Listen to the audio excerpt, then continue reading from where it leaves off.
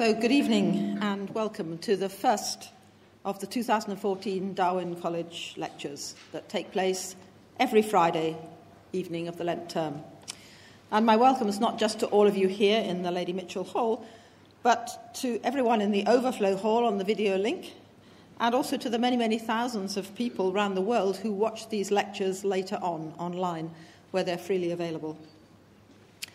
Now, every lecture series is built around a multidisciplinary theme, with each speaker addressing a different aspect. And this year, with plagues, our lecturers will tackle the breadth of this major topic, issues of present and future plagues, as well as historic plagues. This is a particularly important year for Darwin College, as we are celebrating the 50th anniversary of our founding. We were the first college in the university, exclusively for graduate students, and we were the first mixed college. From a small beginning, we are now amongst the largest colleges, with an alumni body that encompasses all subjects and is spread right round the world. So in this, our 50th anniversary year, therefore we are really pleased that our first lecturer should be Professor Sir Leszek Borysiewicz, Vice-Chancellor of the University of Cambridge.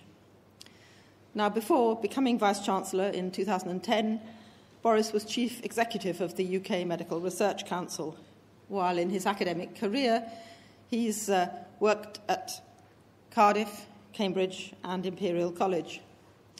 Outside medicine, his keen interests include Welsh sport and especially rugby. Boris was knighted in 2001 for his contributions to medical research and education and his work towards developing vaccines, including a vaccine that protects against cervical cancer. He's also passionate about affordable medicine. Our Vice-Chancellor has helped protect millions around the world. So who better to start the 2014 Darwin College Lecture Series? And I very warmly welcome our Vice-Chancellor to speak on plagues and medicine.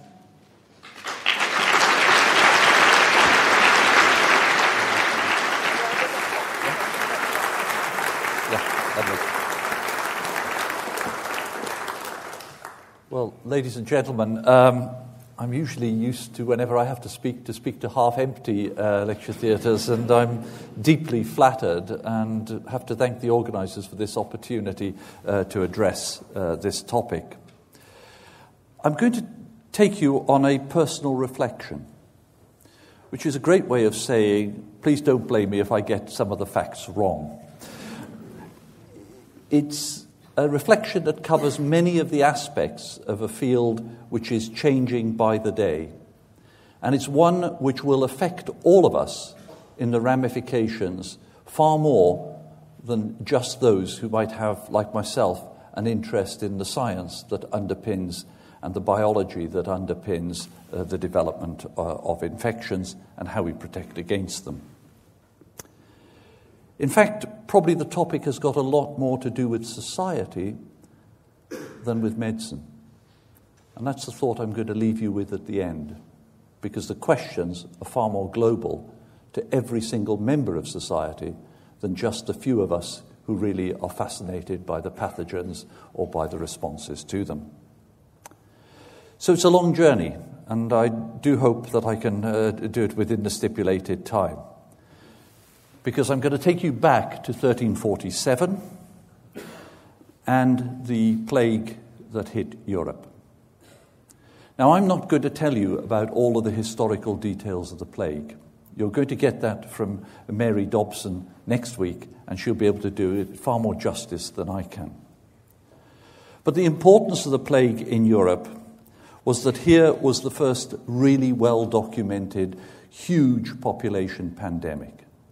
It affected everybody and moved to all parts of the European area. Fascinatingly, certain pockets were not affected at all. Now, my interest is how do you prevent these activities, the activities of pathogens? And let's just think of the impact of the plague, as it then was, on society. And I'm going to turn to visual prompts. And here I'm going to turn to Peter Bruegel. Now, this picture is quite fascinating. Stare at it for a long time, because it actually shows you every grisly way of ending your life in medieval times. He delights in showing us scaffolds, showing us people being tortured on the wheel, a variety of ways of being decapitated or having other injuries inflicted on you. But if this reflects the mind of medieval man, right in the center is the plague. So what matters here is the perception of this, of how a plague affects individuals. And in medieval man's mind, despite the fact that you didn't live very long and life was very cold and hard, plague was a terrifying event. So the first question is, how do you respond to such an event? Well, if you can afford it, the first thing you do is run. I suspect most of us in this room would too. And of course, this cartoon, a quite famous cartoon, shows in 1665 the rich trying to run out of London as soon as the plague strikes. The point being made here is that the plague follows them. In fact, this is a very good way of transmitting it. Well, you've got another option. You don't know what's causing it. You have no concept of germ theory or anything else. So what do? Well, what do you do in a siege? You get inside your castle or your city, and as you can see from this woodcut of Nuremberg in 1490, you pull up the drawbridges and isolate yourself. Could work. You don't know what's causing it, but let's stop others who might be infected coming in or coming anywhere into contact with you. But behind all of this, the societies that have done this have made a conscious decision that they have restricted the rights of every individual in here to go out, or all the individuals out here to come in.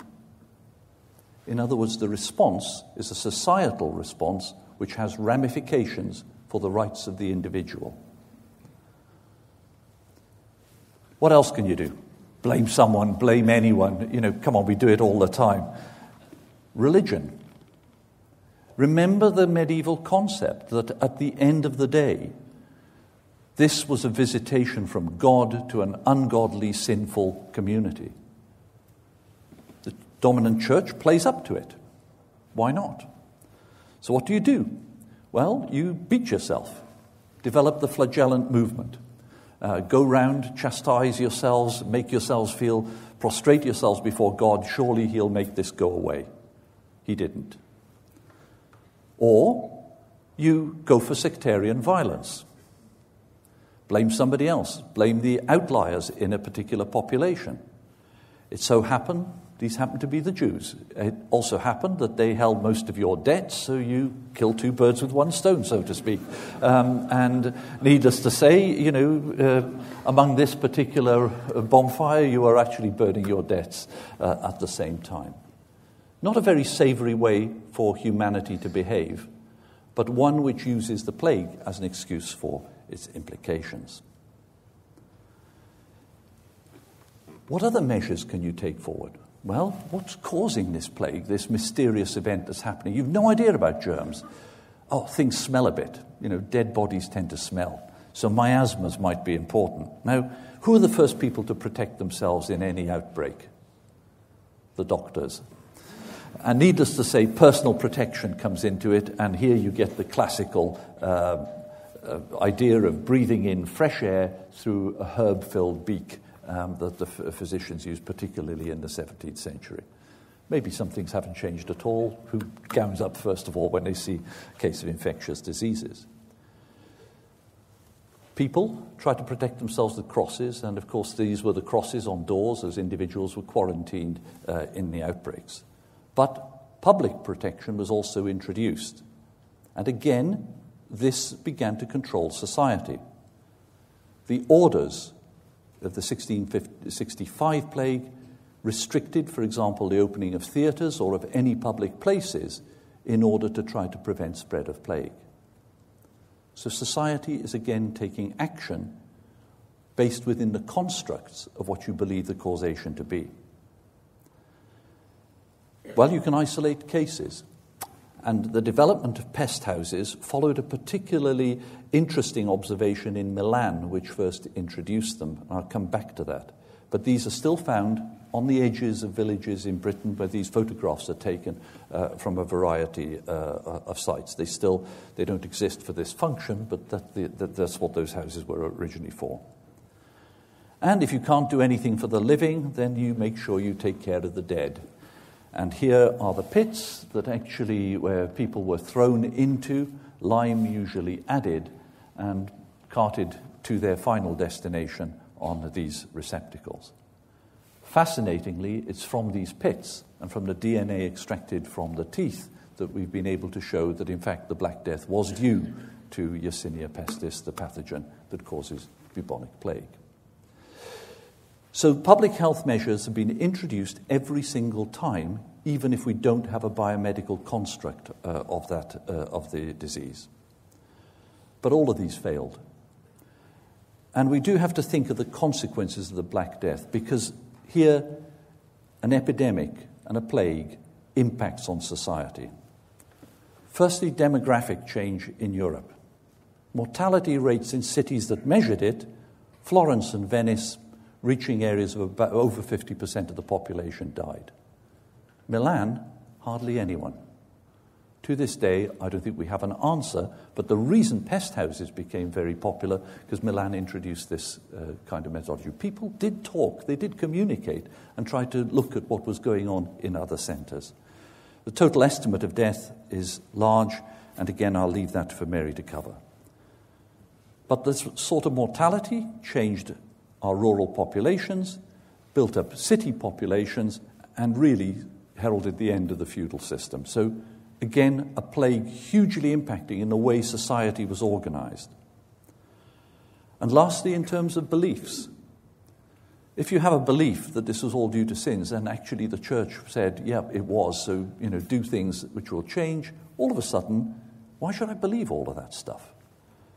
The dominance, the failure of the church hierarchy, they didn't remain anywhere near where there was a plague. They locked themselves away. Monks and friars closed off the abbeys, but monks and priests did. Friars remained within the population. What was interesting, and I'm told by ecclesiastical historians in particular, that friars became much more prominent afterwards. They were much more respected. They stayed there and took their chances with society.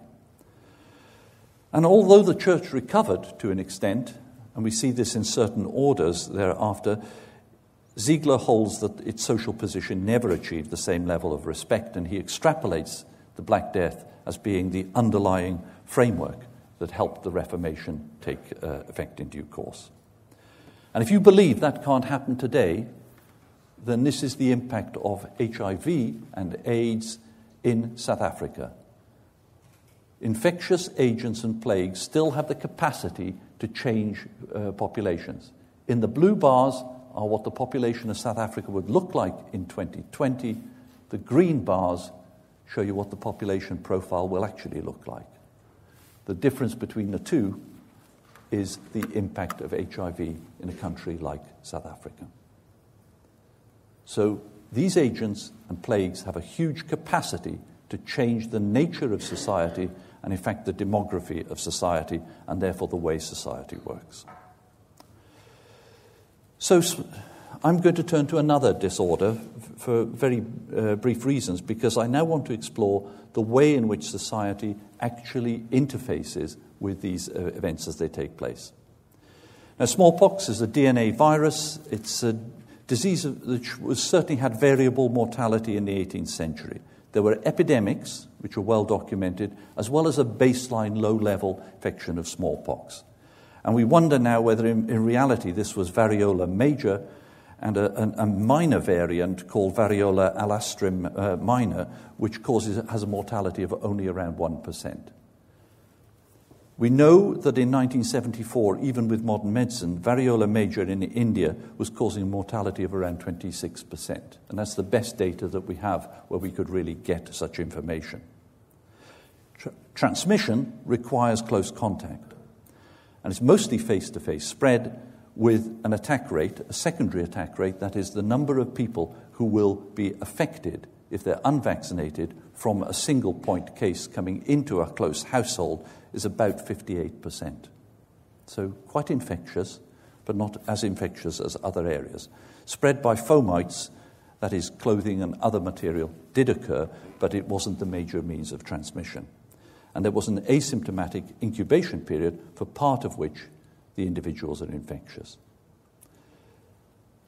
Thankfully, it doesn't exist anymore.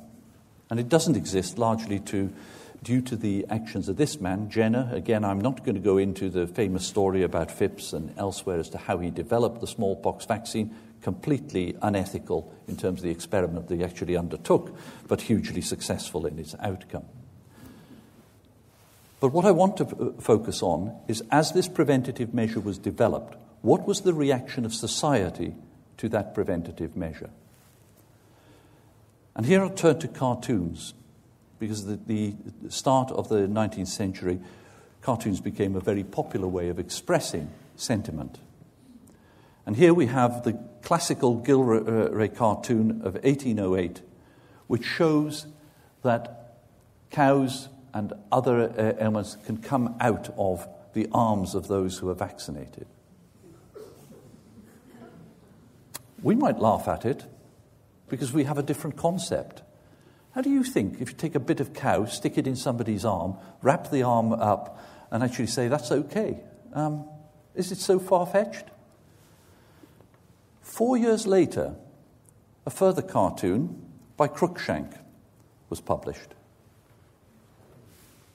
Jenner now heralded as the saviour of children with smallpox. These are the doctors who are running away, surrounded by the corpses of those people they did not put the preventative measure in. A societal change of belief of a preventative measure in 4 years if you use these cartoons as measures. What happened? Vaccination had the approval of King George III, who publicly had his kids vaccinated. From my perspective, opinion formers were just as important at this time in medical practice as they remain today. And what happened thereafter, as depicted in various pictures, this rather interesting chocolate box image of the French school in 1830 of the vaccinator, the doctor visiting this very poor family and vaccinating children. Complete mythology. No doctor in the 1830s would be seen dead in a place like that. But nevertheless, it adds to the mythology of medical practice. What happened once vaccination was introduced? Because it's much more interesting to think, how did that event spread? There were real problems. Vaccinia itself is not, and cowpox is not a common disease of cattle. And to source an effective supply of vaccinia was extremely difficult. How reproducible was the method? How many lesions? When? What were the correlates of protection? We would have all of this terminology today. You had nothing that you could deal with. Your measures really were a body bag count as to whether actually people died or didn't die when they were exposed to smallpox. You had to resort to arm-to-arm vaccination from one individual to another. There were side effects linked to poor technique. Was it always effective? This in particular was very interesting because in London, vaccination took place in the smallpox hospitals. That meant that when you took the lymph out of somebody, you didn't know whether you were taking it out of somebody who'd had vaccination or they were actually incubating smallpox. And this led to several episodes where individuals could be promoting spread of smallpox rather than promoting its protection. Was it always effective? Well, Jenner's done an injustice in as much as in 1819 he himself was talking about revaccination being necessary to sustain protection. So there were problems, but early opposition really arose. And here is the rub. You get something that's accepted, and then what happens is opposition will come forward like night follows day. What were the main threads of opposition to vaccination? Well, the first goes back to that Gilray cartoon. It's actually bestiality. the House of Lords debated the issue at the time as to whether vaccination was akin to bestiality. Held very formally by the House of Lords, and some might say, well, maybe they should have known at that time. But there was a general opposition to using animal material in vaccinations. And you can see what Dr. Massey said, who was opposed to a big anti-vaccinator, that he saw the case of an ox-faced boy. He observed to me that the boy's face seemed to be transforming and assuming the visage of a cow following vaccination. We're still very good at anecdotal reports in medicine. And if you were having arm-to-arm vaccination, as you didn't know what was the material that was actually required, then the thing you wanted to know was that the child was from a good family, because at that point, you had better quality material. There was resonances with today that I'm sure are not being lost on you. There were religious objections. Dr. William Rowley, in a sermon, smallpox is a visitation from God originated in man, but the cowpox is produced by presumptuous, impious man. The former heaven ordained, the latter is perhaps a daring and profane violation of our religion. That is, let them die, but at least they'll go to heaven. So it's very interesting how this religious theme continues. And there was ineffectiveness. I've already talked about poor technique, poor sourcing of the material. So clearly, some vaccinations, we don't know what fraction, but it could be quite a substantial fraction. I would estimate maybe even as much as half of all vaccinations were ineffective.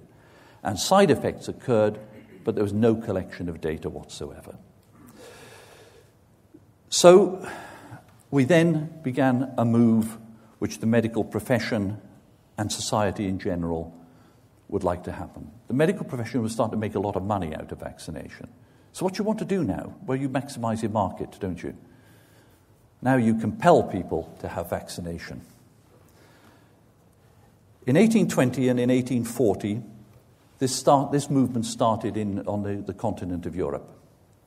Interestingly, it started in Prussia. But it started in two ways. In Prussia, it was direct compulsion. But in other countries, we end up with the catch-22, which is, of course, you don't have to have vaccination. But actually, in Bavaria or France, you can't get married if you haven't got a certificate that proves you've got a vaccination certificate.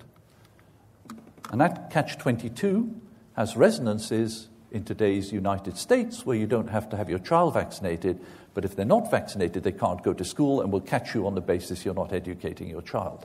So one's got to be careful of direct and indirect compulsion in this area. And in 1840, it was announced that vaccination would now be free under the provisions of the Poor Law Act. But in 1853, you had to have vaccination. An Act of Parliament in 1853 made it the responsibility of poor law guardians, the Privy Council, and the Registrar General that you had to be vaccinated. This failed miserably. A complete systems failure, which I could go into some detail as to how that happened, but just assumed that it completely failed because nobody took charge of what was actually supposed to happen. No standard operating procedures, but most magically of all, the people who were to confirm vaccination were the very people who were getting paid for doing the vaccination in the first place. What a wonderful closed-loop system that you actually develop. Parents stopped trusting the system, but parents were now in a position that they would be fined if they didn't have their child vaccinated within 3 months of birth, and compulsory birth registration was introduced. And this was increasingly matched by ever more draconian measures on the continent of Europe. And this, because it didn't really bite, was followed with acts in 1858, 1867, and 1871, which modified the 1853 Act with ever more draconian measures to force vaccination onto families. Now, people had had enough. And what actually happened is that anti-vaccination movements really took hold in Britain. Now, who were these movers, again, strong opinion formers, who were opposed to vaccination? Charles Crichton, probably not known to many of you, but the author of the biggest treatise of epidemics and infection in the late 19th century. Probably did more study of infections than anybody else. Charles Crichton's view of vaccination. It is difficult to conceive what will be the excuse made for a century of cowpoxing. It cannot be doubted that the practice will appear in as absurd a light to the common sense of the 20th century as bloodletting does to us now, and so forth. The second big figure was William Tebb. Not known to many of you, but he was a very important supporter of Robert Owen, founder of the Vegetarian Society and a prominent member of the Swedenborgian sect, an anti-vivisectionist, but his major achievement was the Society for Prevention of Cruelty to Children. He started a journal, the Vaccination Inquirer, which was geared towards opposition to vaccination, a spiritualist, theosophist, and pacifist, and he created the London Society that fought to abolish compulsory vaccination. However, today he's best known, if you wander around London cemeteries, for the bells you sometimes find associated with gravestones, because he hated the idea that he might be buried prematurely. And he started a society for the prevention of premature burial. Again, we might laugh, but actually this was a serious area, and in fact in his will he stipulated he must lie for 14 days till there are obvious signs of putrefaction before he's actually buried. But a very important mover and shaker at the time. Alfred Russel Wallace, the co-founder of evolution. His view of vaccination. Vaccination is a gigantic delusion. It has never saved a single life. It has been a cause of so much disease, so many deaths, utterly needless and altogether undeserved suffering. It will be one of the greatest errors of an ignorant and prejudiced age, and its penal enforcement the foulest blot on a beneficent course of legislation during our century. A brilliant mind. And lastly, if you thought it all went away in the 19th century, George Bernard Shaw, writing in 1944, at present intelligent people do not have their children vaccinated, nor does the law now compel them to. Prophesied the extermination of smallpox, but in contrary, more people are now killed by vaccination than by smallpox. He might have been right by 1944. What do they all have in common? This is not my analysis, and all of the people, there's been a historical study of the major opponents. Some quite interesting things in common. They were all socialist and social reformers. They were doing this out of a general sense that they were doing good to society. They were largely spiritualists, very strongly linked to Swedenborgianism and vegetarianism and anti-vivisection and animal welfare. None of that is meant to be critical, but it actually gives you a flavour of how individuals who were involved in other parts of control of society really thought that this was something to get involved in. And the main reasons for opposition, Crichton, actually he hated Jenner. I'm going to disagree with anything Jenner ever wrote. So that's Crichton. A disbelief in the effectiveness of vaccination. That's Wallace. Social reformers. Cause and effect. Let's not be tough on crime, let's be tough on the causes of crime. Actually, forget smallpox. Let's deal with the urban problems that we've actually got, and smallpox will go away. Again, completely well motivated in terms of driving. But what unified them all was compulsion. Accepted in Prussia, accepted on the continent of Europe, to an extent accepted in the United States. For Britain, this was the final straw. Draconian penalties were cumulative. Societies developed in virtually every city in Britain to oppose vaccination. It's the compulsion of vaccination that was being opposed. And therefore this alliance of people coming with different objections was created against compulsion. And anti-medical, anti-science figures came in on the bandwagon. But being opposed to vaccination was not seen in the late 19th century as being opposed to science.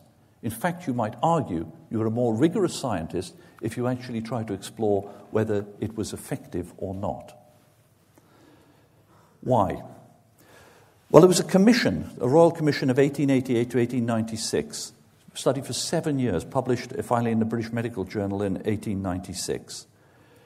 And this was an exploration whether vaccination should continue. So much and so loud had the noise from the objectors become. Now, those who promoted it in the medical profession were very strong. John Simon was writing a letter to the president of the General Board of Health. How many times I've heard this expressed by clinicians already in different guises beggars belief. It goes with the credulity which characterizes the present age to be incredulous of proved truth. Alike in rejecting what is known and believing what is preposterous, the rights of private foolishness assert themselves. It is but the same impotence of judgment which shrinks from embracing what is real and lavishes itself upon clouds of fiction. I must say, we've probably all said it as clinicians in one format or another in different areas, probably less eloquently than that. But the promoters, if you read the Commission reports, did not provide anything like evidence base as we would know it today. They tried to provide it by assertion. Contrast this with the work that was submitted by Alfred Wallace. He collected data. Here he was trying to show the vaccination rates in the United Kingdom and the smallpox epidemics that actually occurred. He collected data from Leicester and elsewhere. And superficially, you could interpret this data as saying, well, what is the evidence that vaccination works? The problem that arose is that the Royal Commission began to look at the statistics that are involved, and I would argue the statistical arguments, if you go through some of that documentation, and it goes to 7 volumes, so you really have to be committed to look at it, and I'm owning up now I did not read all of it, it was far better presented than the assertions of the medical profession. But there was evidence out there that it worked. And the best evidence comes really at the end of the 19th century from Sweden, where because of religious objection, people in Stockholm itself stopped vaccinating people. The rest of Sweden continued vaccination. When the epidemic of 1873 hit, it was Stockholm that was affected. People started revaccinating again in Stockholm. The epidemic went away. The rest of Sweden was marginally affected. So there was evidence, but they didn't even bother to look it up at the time. So, Alfred Russel Wallace didn't have a great view of doctors. And I'll leave you to read that for yourself. So all of this garnered together, but ultimately the objectors had their way. And in 1906, conscientious objection to vaccination was allowed. Interestingly, the Act remained in force until the 1948 NHS Act, but magistrates had almost voluntarily decided they were never going to impose those penalties. It's a very British way of dealing with it. You can object to it conscientiously, but actually we will keep the law still there and finally repeal it in 1948. By 1966, the number of smallpox cases was diminishing, Asia was declared free, and the last fatality, tragically, a laboratory accident in Birmingham. And that picture is where, up until 20 years ago, the last remaining smallpox in Russia was actually held. It's an Electrolux fridge, actually, if you look at it. So Alfred Russel Wallace was right and wrong in equal measure, a man who I admire enormously. He stood for rigorous analysis. He stood for the values of the right to choose in defense of the right of parents and individuals to object, a very important societal principle that he was able to win over. And he was opposed to compulsion. But he was wrong. And the problem was that in this area, I will argue that unlike in many others, he lost his objectivity.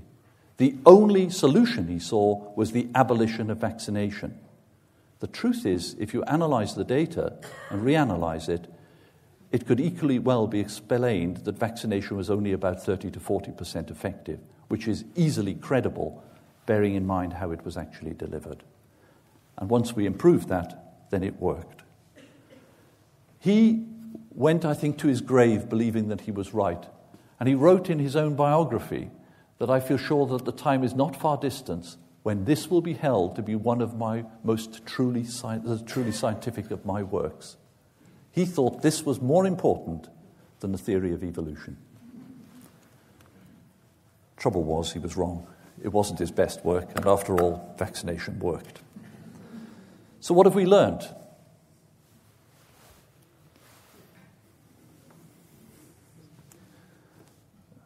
The Journal, the Daily Mail, who has major issues on vaccination, presented this timeline. What were the important events in the MMR vaccine scandal that we actually had? The importance of opinion formers. The media thought it was important that somebody said that my child was vaccinated. He objected to doing that for moral reasons. He felt that it was a personal matter for the family. George III didn't. Tom Whipple, writing in the Times, produced this graph. He basically showed that when the first papers around the MMR appeared 1998, 1999, those papers were uniformly critical of MMR vaccine. The vaccination rates for MMR started falling. They held steady through the first area. And then newspapers started writing more and more about MMR vaccine. Oddly, most of these stories were very positive about MMR vaccine. But the thing we have to learn is every time it was mentioned, what the public remembered were these stories. And the vaccination rate plummeted. Tom Whipple's conclusion, not mine, was the best thing the press can do about MMR is shut up. The consequences were seen last year, somewhere I know well, the Swansea region, suspected measles cases in Wales as a consequence of those years beforehand, creating a susceptible population. There are cause and effects, and in particular here, the way the local media reported MMR vaccine has had quite a dramatic effect in that area. So lessons from history that should have been learned but keep being repeated. Well, the biomedical construct of disease accepted by some in society does not conform to the evidence base widely assumed. Objection may not be rational, but objection there will be, and some will hold the right of the individual over the needs of society. And preventative measures requiring active participation require prolonged debate and education, as well as developing policy. And opinion leaders are vital, and the media must be responsible. Are we getting better? Cervical cancer vaccine seems to be very effective. Boy, would you like to do trials like this. Almost complete protection over 4 years from infection with the vaccine-related strains. Virtually no evidence of side effects. These are the vaccination rates for cervical cancer vaccines elsewhere. Britain does particularly well. The United States, with a very voluntary process, is barely hitting 30%. No herd immunity whatsoever from that. Why? Because they don't like the idea that educational material that was used came from companies, and therefore this is companies selling their material onto patients. Consideration of individual benefit versus societal benefit. And the press. The Mail, November 2011. Girl left in waking coma as a severe reaction to cervical cancer jabs. Following day, The Telegraph. Cervical cancer jab left girl 13 in waking coma. 24 hours later, online, they add claim parents. Why? Because, thankfully, Sense About Science objected to the Press Complaints Commission. Press Complaints Commission, unusually for it, upheld the judgment and expected that greater care would be taken when presenting articles on health issues in the future. That's progress. It's slow, and it might not be what you'd like to see as progress, but it really matters. Can it all be forgotten? Sunday Express.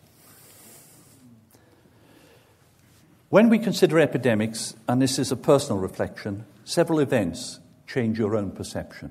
And there are two events that I'm particularly proud of, and it's my total contribution to changing my mind. Came from a book written by Robert May and Roy Anderson called The Infectious Diseases of Humans. What they showed in that book is rudimentary modelling, and it is fairly rudimentary, could actually predict the nature of infections. And in 2007, during my time at the MRC, I was particularly proud that we actually created the Centre for Studying Outbreak Control, which was headed by Neil Ferguson and is based at Imperial College, and that includes Roy Anderson's work.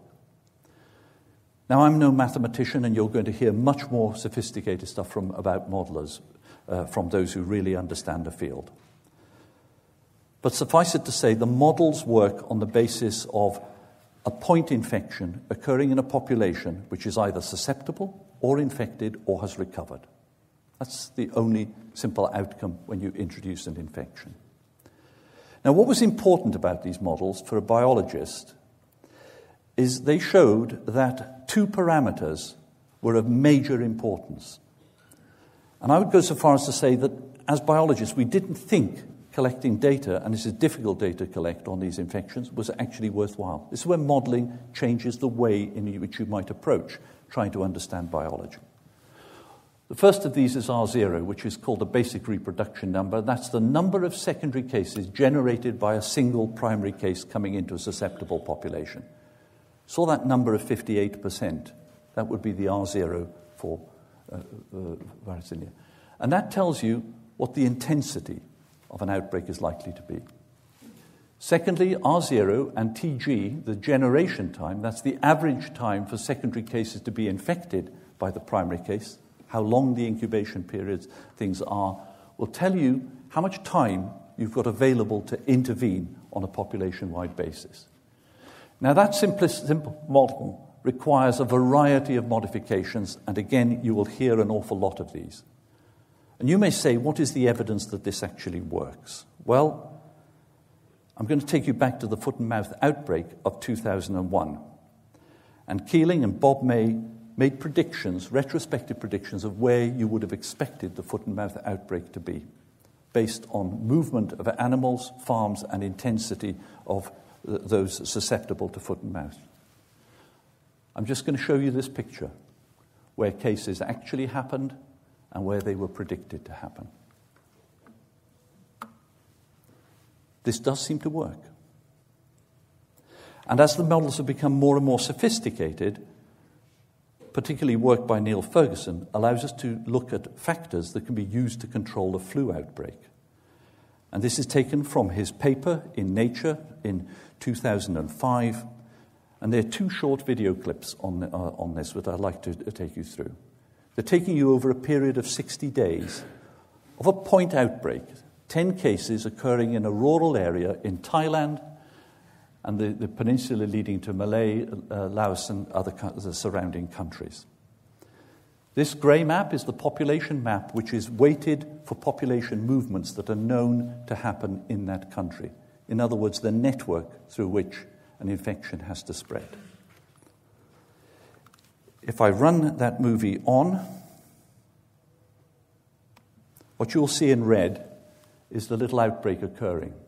Can't see it totally clearly, but you'll see satellite areas will happen and how quickly it's spreading. This is about 30 days after the onset of that infection. The green area is showing recovery, and you can see it's actually spreading very rapidly through the population with gradual recovery in these areas. And you still retain, wherever you've got high densities of population, the infection occurring still in those areas. The time frame of this is of a mild flu outbreak. If you now begin to ask the question, what if you put an intervention in there? Can you model that intervention? Well, on this timescale, vaccination isn't going to work. And you've got a limited supply of drug which could be effective in preventing that outbreak. Here, on the second video, you're now going to see what happens in exactly the same scenario, but this time the geography is moved next to the border of a country. One country which has a policy of introducing drugs to provide local control, which will be seen in blue, where those are centres that you start creating to give out a blocking drug to flu. And you will see in green where recovery actually occurs.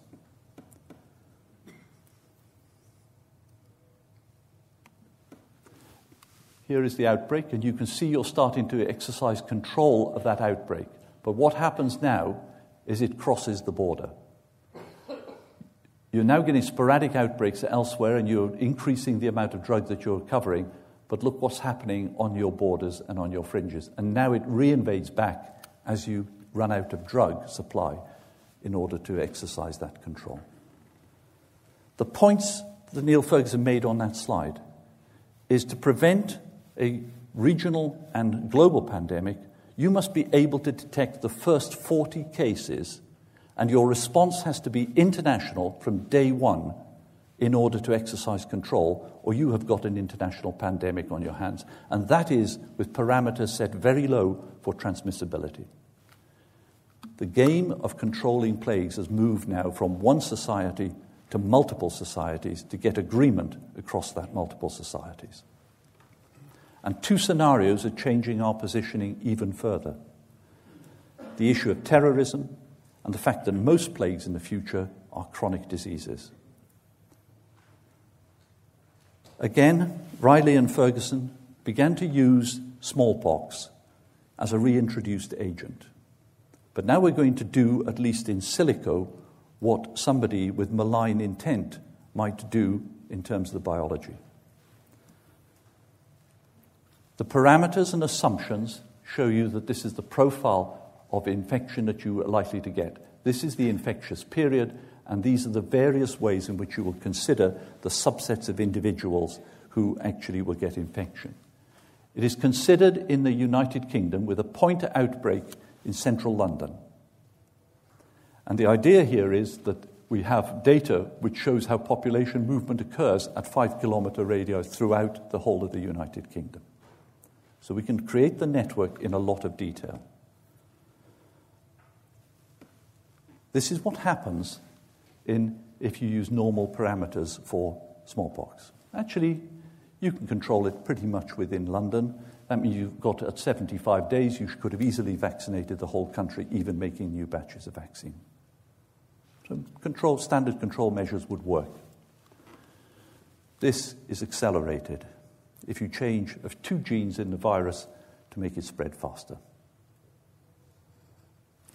Your control measures are going to be virtually useless if you reside to what we currently have.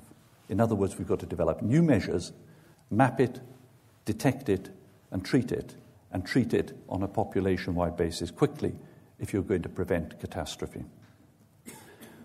But in the future, projected deaths and burden of disease in India shows that we are moving away from infectious diseases and the plagues of cardiovascular disease. And now we have a different scenario. The deaths and burden of disease is not going to be due to infectious agents unless they're introduced with malign intent. And you could say, probably we can do nothing about this. Wrong. Individuals can do something about it, and governments can do something about it. This is, as China is getting richer, this is the production of cigarettes in China. If we compare China in men, the number of cigarettes consumed per day in 1952, 72, and 92 is as follows, but eerily parallels 1910, 1930, 1950 America. If we get rich, we drink, eat, and smoke. It seems to be what the public wants to do. 12% of all deaths in America in 1950 were attributable to tobacco, 33% in 1990. China's population explosion might actually come to a grinding halt through its continued use of tobacco. Can the state do anything about it? Well, the most recalcitrant European population were the French. They kept on smoking. Cigarette consumption in France per day rose to the 1990s. Whether this has got anything to do with tobacco as an appetite suppressant, I don't know, but it's certainly something about the Gaulois image that still pertains French literature. What stopped it? Taxation. Raised the price, and people stopped smoking. So don't say the state can't intervene, and it's this sort of data that is getting the idea of sugar taxes and others involved. But if you want anything to really happen, the health education component here is now going to be key. So in finishing, I would say that major public health issues abound as our analysis of association and causality increases. Secondly, our capacity to intervene and monitor has now greatly increased, and we have got better predictive value, and we're going to get that better and better with each passing day. Therefore, the acceptability of intervention by society is now the key to the future. Population-wide intervention is the Bentham-esque greatest good for the greatest number, but there will always be casualties. If you had a terrorist outbreak and you knew somebody was going to be a major infectious agent, would you sanction the police to shoot that person on sight? Huge moral and ethical question if there was no treatment for this. How far would society be prepared to accept the casualties that are inevitable in these processes? What is the impact on individual rights?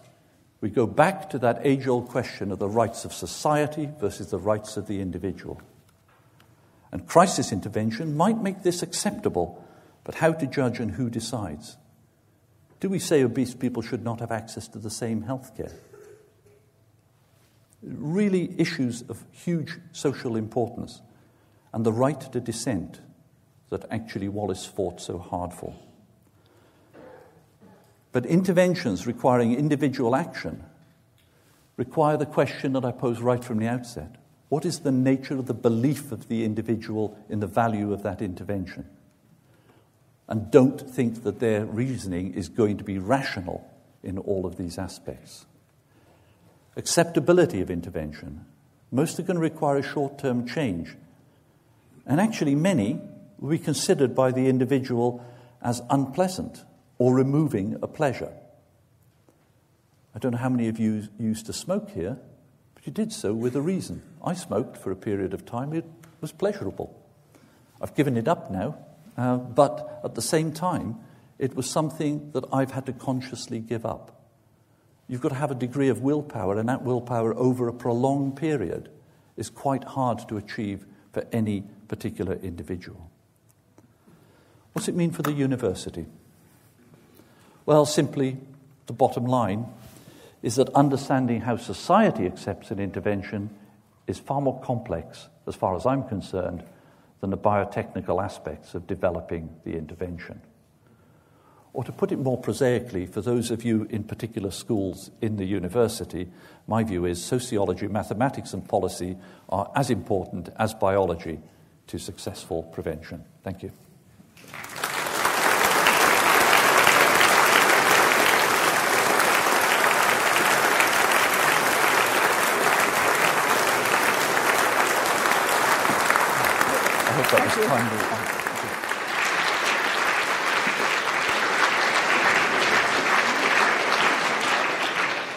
So thank you very much indeed. We all knew about plagues that shaped history, the Black Death, Moses and the plagues of Egypt and the Great Plague of London. And then we think about our society today when we're so confident and but kind of unaware of its fragility. We debate our prosperity endlessly, but we don't spare much thought for our sort of biological vulnerability. So we continue on this theme next week with Professor Chris Dobson and Dr. Mary Dobson jointly considering plagues in history. But again, and finally, we must thank the Vice-Chancellor for his insight. He's given us a huge amount to consider. That plagues can challenge everything about our society, our governance, our trust in each other, what is right, what is acceptable, and really, most of all, our mercy. Thank you very much indeed.